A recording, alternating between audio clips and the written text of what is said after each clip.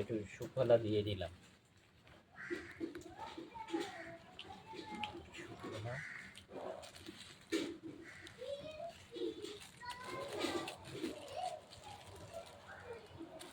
আর এটা হচ্ছে পটাশ।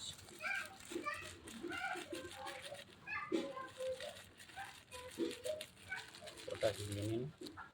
আর এই গাছগুলো বসাবো। এটা হচ্ছে গন্ধরাজ, আর এটা নীল জবা বলে,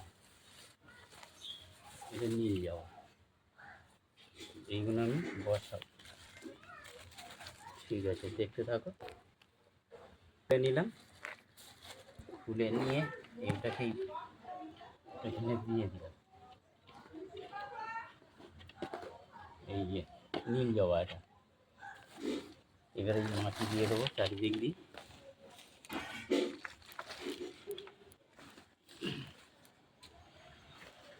সুন্দর করে মাটি দিয়ে দেবো। ঠিক আছে,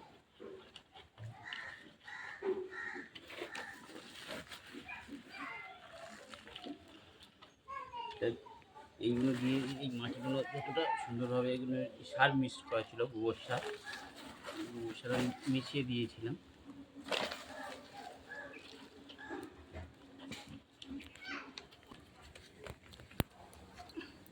এই গন্ধরাজটা খুলে নিলাম।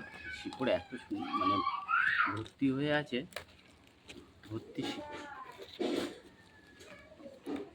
এই সারটা দেওয়া আছে এখানে।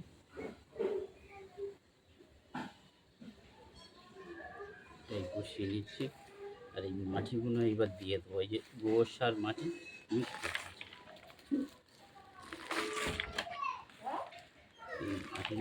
করছি। সামান্য জল দিয়ে দিলাম, এটাকে একটু জল দিয়ে দিলাম।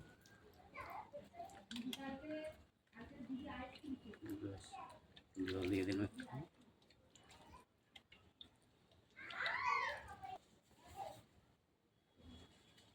আচ্ছা,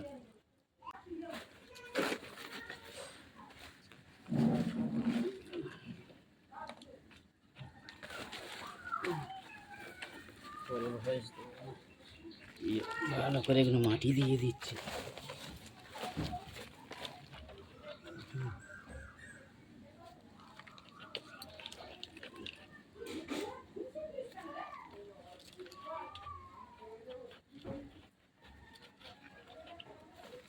একটু খালি করে রাখলাম কেন, পরে খাদ্য দিতে হবে, তো সার ফার দিতে হবে, তাই জন্য একটু খালি করে রাখলাম।